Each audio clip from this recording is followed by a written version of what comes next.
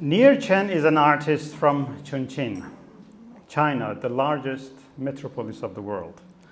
She has studied music therapy and has worked as a radio DJ for 24 years. We will see the influence of music in her art later on. She now works and lives in Berlin. The sound series Universe, a collection of 4 paintings here, is a series of artworks created by an artist with acute hearing. These works attempt to recreate the stillness, sonance, pitch, and subtleties of planets in her unique brushwork and use of diverse colors. It is inspired by NASA's improvised sounds of planets, and it reminds me of the ancient philosophical concept of musica universalis, or music of the spheres, which refers to the proportions in the movements of celestial bodies as a form of music. The pieces from this art series embody this concept while captivating any viewer who comes across them. Tiger and Rose, the artworks at the back of the room, is a beautiful yet thought-provoking depiction of contrasts between innocence and experience, love and indifference, and yin and yang. The name is taken from a poem, In Me, Past, Present, Future Meet, by Siegfried Sassoon, a prominent English war poet, writer and soldier, where he says, "In me the tiger sniffs the rose. In me the tiger sniffs the rose." The white clouds reminds us of Xiangyun, the traditional Chinese stylized clouds. The white clouds are contrasted with the blood stains of a fierce tiger with its multiple eyes. Far from being symbols of destruction, these powerful elements represent a combined strength of endurance and resilience, a source of inspiration for all of us. The Dragon Over the River, it is in the small room, is a triptych art piece that features varying shades of green and symbolizes the powerful Chinese dragon. The image evokes a range of emotions, including hope and loneliness, intertwined with courage needed to navigate life's turbulent river. The dragon's roar captures the strength that must be used in order to move forward in life. The artwork Jazz 1 and 2 at the back of the room are inspired by the life of Miles Davis. They express a complex web of emotions. The dark colors represent the chaotic lifestyle he had, while the white areas signify a glimmer of hope. These 2 pieces tell a story about his life and how music is strong enough to provide hope even in difficult times. Chen's work conveys that anyone can be like Miles Davis if they choose to use music as an outlet for their emotions.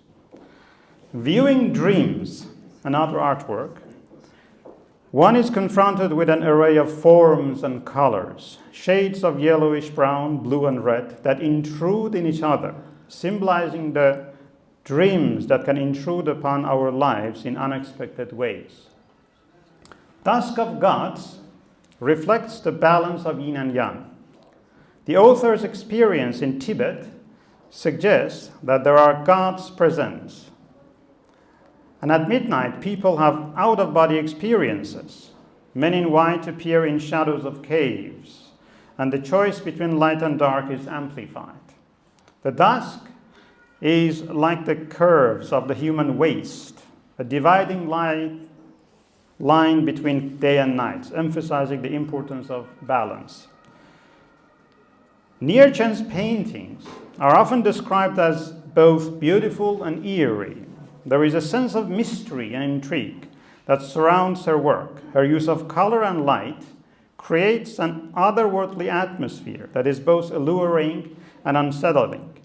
What makes Chen's work so captivating is the way she allows us to glimpse into a world that is both familiar and strange. Her paintings offer a window into the hidden depth of our psyches. Now I turn to Wang Shaojun. Wang Shaojun is a Chinese sculptural and watercolor artist based in Beijing. Born in 1958, he is now a professor at the Central Academy of Fine Arts, Chinese's most prestigious and well-known art university.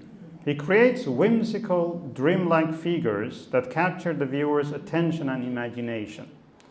His figures always portray a man in tongue suit, with no shoes, and while the character does not change much within the series, there are a slight variation with facial hair or glasses. When looking at his work, viewers are immediately drawn in by the playful, dreamlike state that these figures inhabit. They appear both very earthly and ordinary, and at the same time ethereal, or with their heads quite literally in the clouds. This duality establishes the connection between the corporeal body and an intellectual higher state of being. Wang Shaojun's Bald Man series is a symbol of art which features a bald man with big eyes, in light colors and wearing green or blue clothes. They are often accompanied by props, such as animals or children, placed in a particular scene and sometimes showing supernatural movements. Their overall appearance is inspired from ancient Buddha statues and figurines, unadorned and natural. The relationships between the bald figures, props, and scenes are handled with traditional sculptural techniques, allowing for subjective sizes and compositions between them. The sculptures in the series are lightly colored and demonstrate a combination of contemporary and traditional Chinese styles. The creator has used his years of experience with figure sculptures, such as the feet and hands in Descending from the Heaven, and the arm action in Debater in that piece, to create these pieces. Beyond their language, shape, composition, and tinting creations, these bald men are meant to act as symbols of human beings' inner worlds. Wang Shaojun's sculptures often display people in a pose of contemplation and deep thought, like the work Surmise. The graceful and masterful, A Charming Face Among Peach Blossoms, the two pieces there, evoke a dramatic sentiment with a vision of between heaven and earth. Appears like an ethereal dream. The everyday scenes in his Bald Man series, such as Debater or Reading, bring about joviality to people's lives. However, it is with works including characters like Man and Frog that one can sense the mythical connection between human beings, animals, and nature alike, which are further expressed through his art piece titled In Mind's Way. Altogether, Wang Shaojun's works form this spiritual realm full of fantasies, yet named by no name, but symbolic for all humans, illustrating unlimited possibilities within our minds. Last artist, Zhang, Dawo. He says that the relationship between a piece of blank paper and a brush is like that between a man and a woman. Well, it's quite interesting, but I do not interpret it. I leave it to you. Zhang Dawo is a Chinese calligrapher who was born in 1943. He was exposed to calligraphy at a young age and took private lessons from the two most distinguished practitioners in Tianjin. During the Cultural Revolution, he was barred from teaching and imprisoned for 18 months. Later, he found a job teaching at Capital University in Beijing. Since 1992, he has lived part of the year in Tasmania, Australia, and part of the year in Beijing. His time in Tasmania has served to remind him of the charm and the strength of abstract lines that are to be found in nature. This has led him to experiment with denser ink and create an impression of flight. Towards the end of the 1990s, his works had become progressively more abstract, developing a new form of Oriental abstract expressionism. Oriental abstract expressionism, which aims to reflect a spirit that is both traditional and contemporary, Oriental and Western, and deeply reminiscent of both the natural and man-made worlds. Dawo has also been fascinated by the tranquility that can be conveyed by the use of solid black in various forms.